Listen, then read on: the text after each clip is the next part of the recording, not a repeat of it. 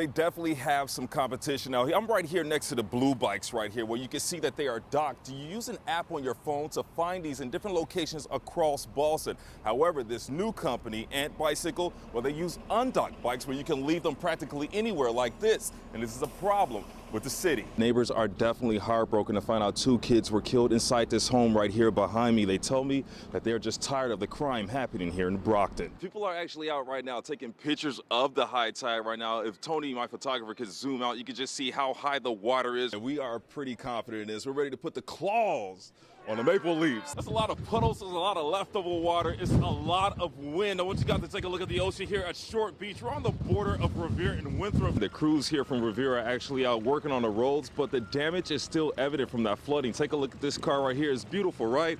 They can't drive anymore. Inside, on the ground, there's plenty of ice from the floods from yesterday. It is warm out here. We're feeling about 80 degrees, but I have Barbie here with me. We're gonna test the water and see exactly how cool this water is. Oh, that's too cold, that's too cold. Come back, Barbie, come back. Yeah, so the water is still cold, but I mean, guys, we're gonna take it. It's warm out here. 3 stitches here and 3 stitches here. Inside his cab, Harvinder Dillon shows off 4 stab wounds he received during a robbery while working Monday afternoon. He says he was parked on Gage Street waiting for a passenger to pay his fare. He asked me, you have $100 change? I said, no, I have $100 change. And they say, okay, give me money.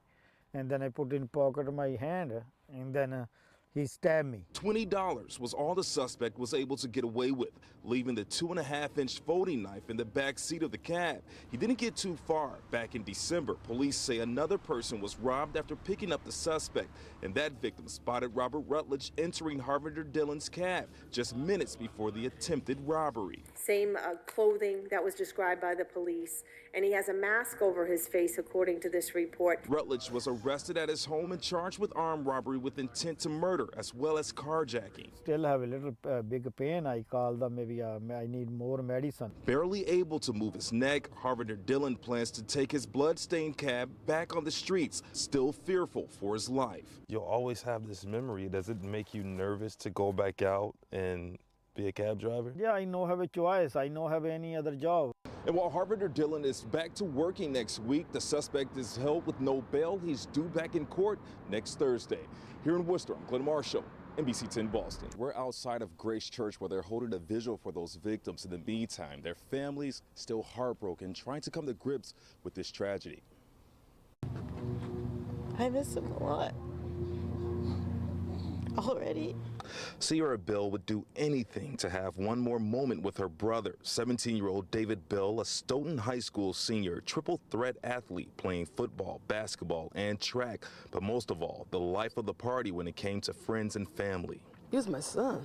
Yeah, he was my heart. He was like in school, what you saw in school, what you saw at home. That was my son, my brother. He was everything to me. And the way he carries himself, you know, he was a hard worker. He was leaving a party Saturday evening with 5 friends from school when the car they were in crashed into a tree on East Bridgewater's West Street, killing David Bell, 17-year-old junior Christopher DeSir, 17-year-old junior Eric Sablar, and 16-year-old sophomore Nick Joyce. Nick's brother remembers him as a star athlete with a bright future in graphic design. He loved shoes, man. He used to just draw shoes and just... He liked designing stuff. You know, he touched a lot of people in such a short amount of time. He's sorely going to be missed. An outpouring of hugs and flowers arrived on Eric Sablar's family doorstep, his mother and father's hearts torn to pieces after losing their child. Eric was a very kind person, disciplined, and he will be missed. The 17-year-old driver of the vehicle is recovering from the accident. David Bell's mother prays for him while hurting for her son and other victims. All the other kids, Nick and Eric and Chris, I am so glad that he didn't go alone. He didn't go alone. I just hope that they're together, just holding hands and getting a courtside seat to all of this. And police are still investigating this crash, looking to see if weather or either speed played a factor. Live here in Avon, I'm Glenn Marshall, NBC 10 Boston. Come on, what do you think this is? Senior tennis? Boston police officer Frank Williams wastes no time getting these residents inside Dorchester's Sportsman's Tennis Club.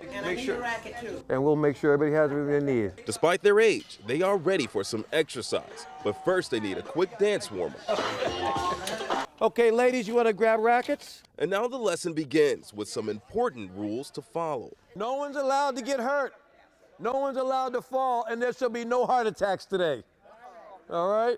Officer Williams knows how to keep them on their feet, all part of the city's community policing efforts. Here we go. Nice and high. Beautiful. They really do deserve it. They're great, and they've got so much wisdom and energy, and I wish they got a little more attention. Once a month, Frank spends a Thursday morning with the group, and the players enjoy every moment. Yes, all right. We have so much fun. It doesn't make any difference if you're good, bad, or indifferent. Great to see the seniors up on their feet, moving around and having something to do. Frank's a hot ticket. He not only makes it fun, he makes it interesting and stuff like that. So I really enjoy it. Last 3 balls. Here we go. 1. Taking a different kind of swing at serving his community. Thank you for being here. One tennis ball at a time. I've been a police officer for almost 30 years. I've made arrests and everything. But, there's no joy in that. Sure, you're taking criminals off the street, and that's what you're supposed to do. But this feeds my soul. While Officer Frank Williams has fun with the seasoned citizens, he also holds classes for kids in the area on Friday nights, and this is all for free. Here in Boston, I'm Glenn Marshall, NBC 10 Boston.